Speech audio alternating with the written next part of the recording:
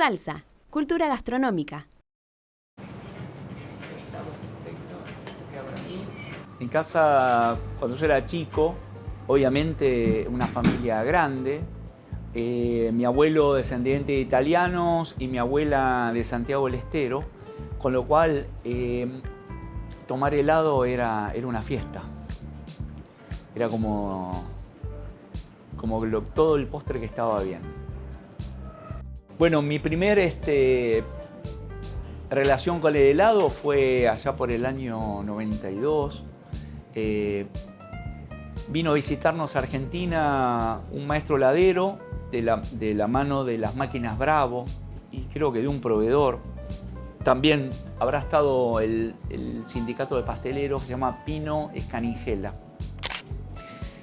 Bueno, ahí empecé a ver lo que era la formulación del helado y demás. Obviamente, cuando uno es un cocinero joven, querés aprender todo.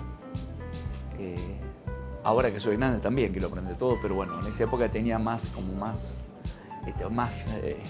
ganas. Después, cuando yo estuve en Francia, también tuve la oportunidad de estar en relación con otro maestro heladero, que ahí vi unos helados salados. Así que ahí empecé a investigar todo lo que sean helados salados. Vuelvo acá a Argentina, con la experiencia que ya tenía, empecé a realizar para los menús helados salados o algunos helados totalmente distintos. Obviamente que no se vende en una heladería a la calle, ¿no? Una heladería artesanal a la calle. Después los fui perfeccionando un poco más cuando fui parte de una pastelería acá en Palermo, que le vendíamos la pastelería a varias heladerías. Así que ahí me fui empapando un poco más y demás. Lo primero que hay que tener en cuenta en un helado es la calidad. Eso sería un helado artesanal, buenos productos, hechos sin conservantes, de una forma artesanal, no que sean helados masivos y demás, sino con productos nobles. Si es crema de leche, que sea crema de leche, azúcar de primera calidad, las frutas frescas. Eso es lo importante del helado. Hoy el helado salado, el público ya lo empezó a aceptar. Hay heladerías que están haciendo algunos sabores de helados salados o también llamados helados gourmet.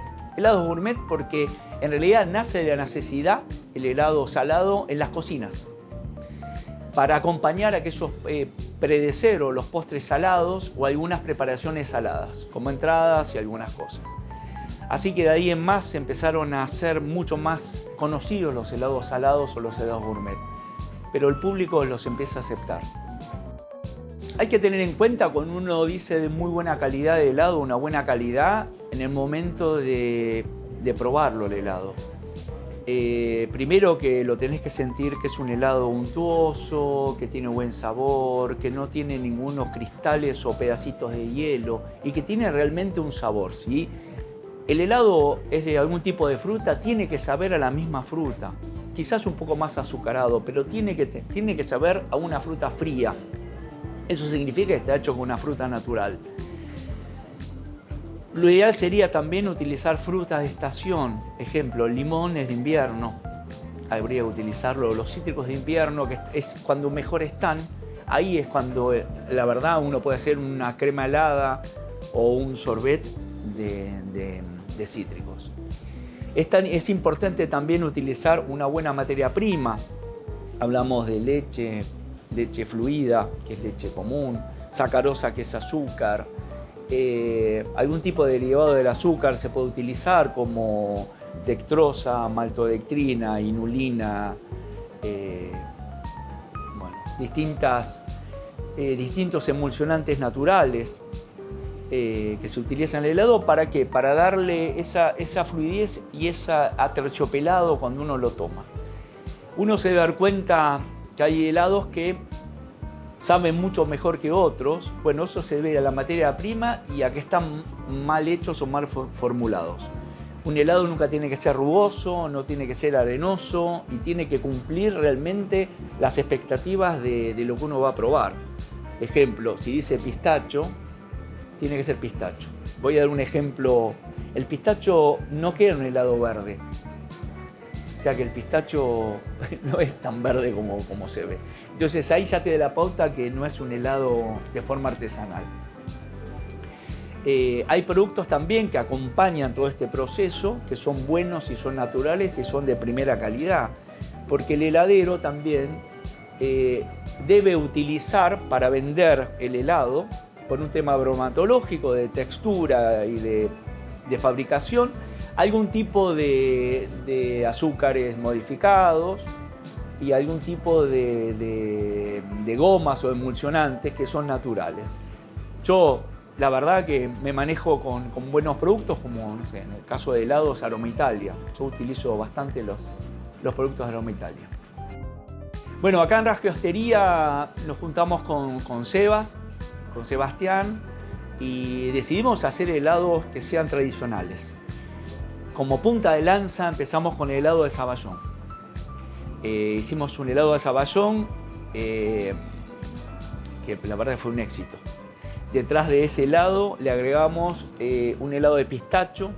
Cuando fue la época de pistachos, utilizamos un pistacho de San Juan, totalmente natural y orgánico. Hacíamos nosotros todo el proceso del pistacho.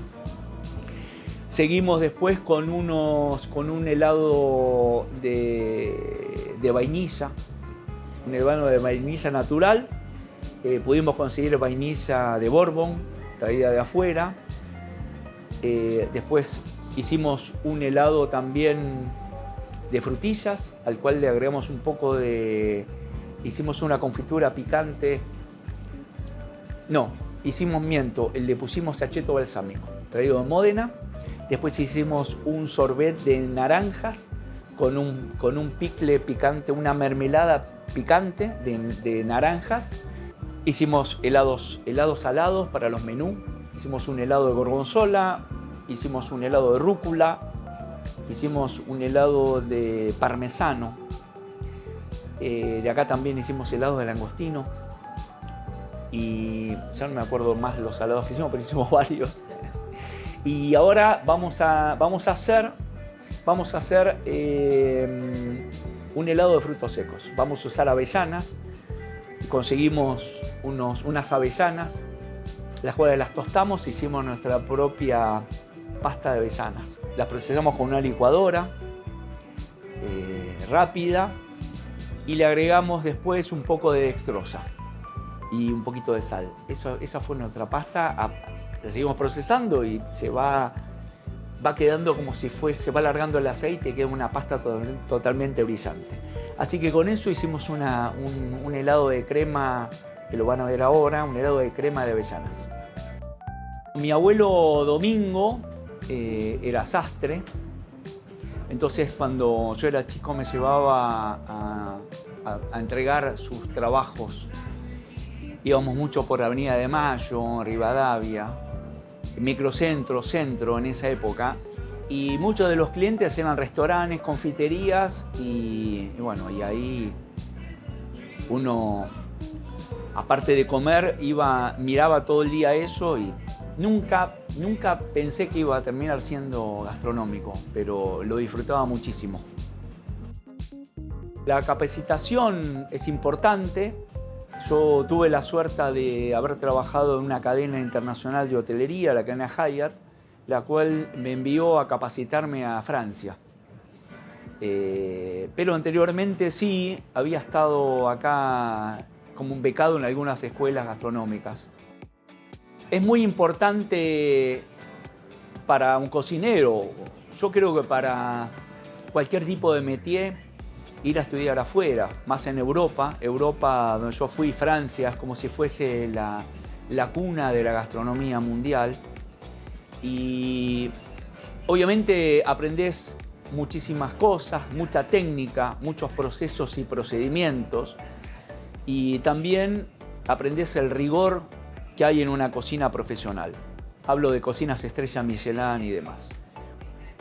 Cuando yo vuelvo a Argentina, estoy hablando de los años 90, había mucho contraste. Y la verdad que aplicar lo que aprendías costaba un poco. Después me di cuenta de que era necesario compartir las experiencias para hacer un grupo de trabajo y salir adelante. Conocí a Francis Mallmann. Él lo conozco en este restaurante que se llama Hipopótamos en Recoleta. Él comenzaba ahí como chef. Anteriormente había un chef francés y después, bueno, vino Francis. De Francis, de ahí me fui a trabajar con él al barrio de Palermo, a un restaurante muy chiquitito que era de él, muy simple, en una casa de 1900 y algo, 1910 creo que era la casa, 1920, sobre la calle Honduras. De él aprendí de que un cocinero no solamente tenía que saber cocinar, sino tenía que leer, tenía que nutrirse de libros y estudiar técnicas y por sobre todo idiomas. Con otro cocinero que tuve la suerte de cruzarme y de aprender muchísimo con el Gato Dumas. El Gato Dumas a mí me explicó y me enseñó de que había que cocinar con productos locales. Si eran kilómetro cero, mucho mejor. Y de tratar de replicar lo que yo había visto en Europa era en Europa otro tipo de ingredientes, tratar de hacer con las mismas técnicas acá en Argentina con lo que había a la mano. Y eso para mí fue muy importante. Cuando uno empieza a trabajar en cocina y sos cocinero, empezás a compartir cocinas con otros cocineros. Por ejemplo, Fernando Troca, que para mí es uno de los mejores cocineros que hay en Argentina. Y en realidad el intercambio de recetas, el intercambio de experiencias te va enriqueciendo. Yo aprendí mucho con él, aprendí mucho también con Narda, compartiendo cocinas cuando viajábamos a hacer el 10 manos, con Mauro Colagreco también, bueno, con Guido Tassi, con un montón, la verdad que se aprende un montón. Cuando yo empecé a cocinar, no teníamos tanta información, no se podía chatear en un teléfono o en una computadora. Entonces era toda la información que te podía llegar de afuera para tener algún referente. Hablo de referentes extranjeros, ¿no? Porque referentes argentinos para mí fue el Gato Dumas, fue un chef de hotelería del Hotel Plaza que se llama Pedro Muñoz, que también era uno de los primeros chefs argentinos en manejar hoteles en Argentina. Pero uno siempre trataba de enriquecerse de alguna forma de los franceses, de los ingleses, de los alemanes o belgas. Entonces la información pasaba por buscar revistas o buscar libros y demás y tener algún tipo de referentes. Obviamente en esa búsqueda conocí a cocineros de Francia bien clásicos como Paul Bocuse, Michel Guérard, Roger Berger, Pierre Gagnaire, Pierre Rossi. Bueno, me estoy olvidando algunos más, pero básicamente fueron un poco los que a uno le llamaban la atención y marcaron un poco mi cocina. Hay una nueva generación de chefs y cocineros. Yo siempre, no sé cómo sería el nombre de decir que van a ser muy buenos, ya son buenos, pero que van a dar mucho que hablar, es Julián Galende. Julián Galende tiene un proyecto que se llama El Canfort. Hay un cocinero que se llama Tomás Trescianti, en Trescia, va a dar mucho también que hablar. Una persona mucho más joven que yo, que es Gonzalo Aramburu, ya saben que todos tienen estrella Michelin, pero va a ser mucho más relevante acá en Argentina. Hay un cocinero que es mucho más joven que todos, que Trescia no, pero es joven, que es Rodrigo da Costa. Rodrigo da Costa también es un cocinero que hay que prestarle mucha atención, que va a dar que hablar. La llegada de las estrellas Michelin en Argentina son muy bienvenidas. La verdad que sí, es una forma de de que nuestra gastronomía esté en el mapa mundial. Es una forma también de que hace mucho más ganas de que los cocineros se esmeren mucho más y aprendan más y mostrar todo su talento y su trabajo. Me parece fantástico, tanto Michelin como otro tipo de guías que llegaron a Argentina. Lo más importante en la cocina es de trabajar con productos nobles. Y los productos nobles se consiguen en las cercanías de donde vos vivís. Tienen que ser, obviamente lo mejor sería kilómetro cero, pero si no son kilómetro cero, tendrían que ser del lugar, no sé, de algún tipo de provincia, el pescado que sea de tu país, las frutas de tu país y demás. Eso es muy importante para el desarrollo de un buen cocinero. Bueno, mi participación en el Bocuse d'Or en el año 1999, ya hace muchos años, obviamente la experiencia fue un aprendizaje impecable. Si bien uno cuando va a concursar tiene muchos nervios y parece que te va a salir todo mal, a mí me fue muy bien. Entrenamos, tuvimos muy poco tiempo para entrenar. En esa época no teníamos redes sociales, con lo cual no sabía bien dónde iba. Yo sabía que era como era el Mundial de Cocina, el Bocuse d'Or. Sabía un poco, pues había estado en Francia, había visto un Bocuse d'Or en Lyon, en la Syrah. Pero en realidad estar adentro te da un montón de experiencia.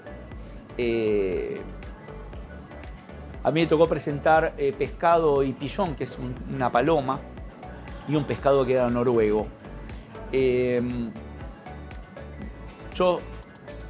Me parece que algunos cocineros tendrían que evaluar ir a competir, porque te abre mucho la cabeza y ves y te relacionas con otro tipo de gastronomía y otro tipo de gente y es enriquecedor.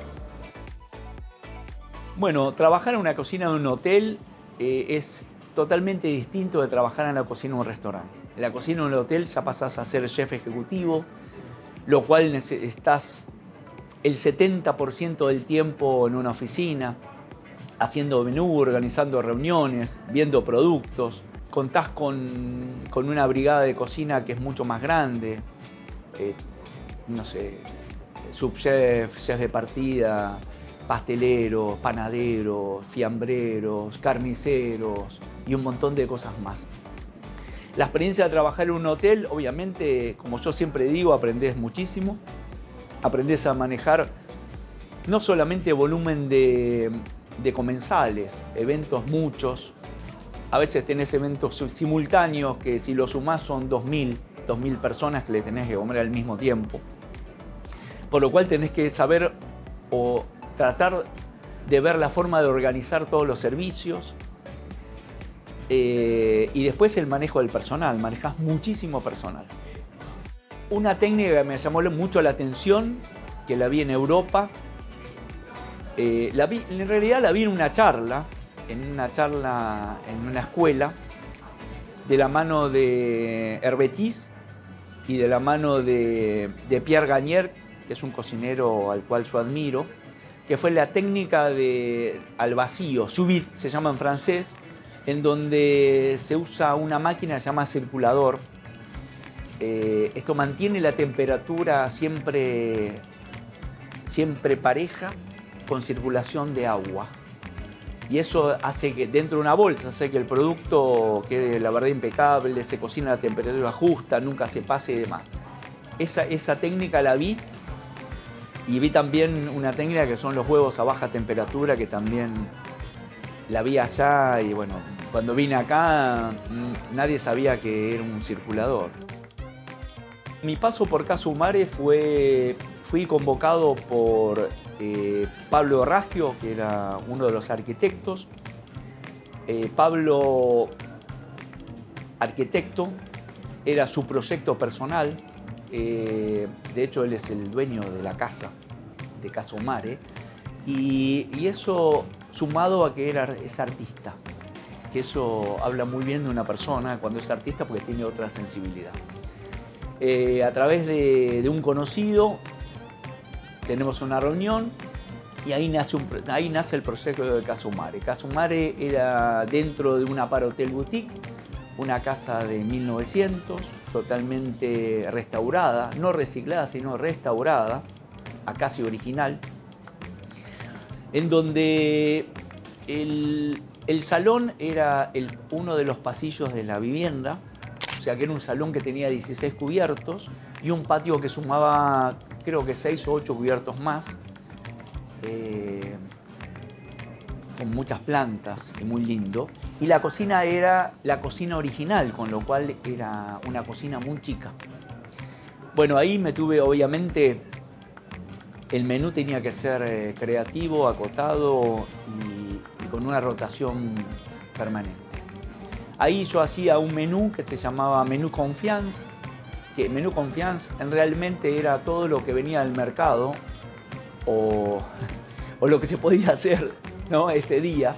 Entonces, realmente el salón se enteraba 20 minutos antes, 15 minutos antes de lo que iba a haber en el menú.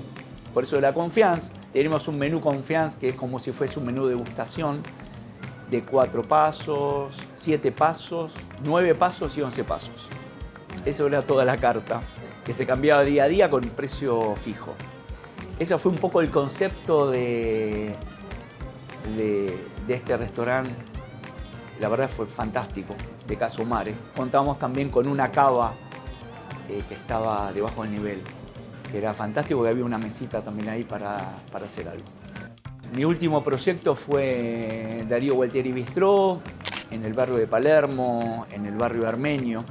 También dentro de una casona de 1902, en donde solamente hacíamos lo que se llama ahora fine dining, menú degustación, y cada semana nos acompañaba una bodega diferente. O sea que el menú tenía que renovarse todas las semanas. A diferencia de lo que yo venía haciendo, que era por ahí un menú Confiance, otro tipo de menú, acá le quise dar mucha más importancia a la búsqueda de producto previo para después tener una mejor relación con los productos y la carta. Hoy estoy haciendo asesoramientos gastronómicos, algunos pop-ups, que es como para mostrar un poco lo que siempre hice y también para seguirme relacionando con cocineros, productos y demás, que la verdad que están buenísimos. Y soy parte de una oficina de asesoramientos, una pequeña empresa, se llama Octopus, en donde brindamos todo el asesoramiento gastronómico. Yo soy uno de los chefs creativos.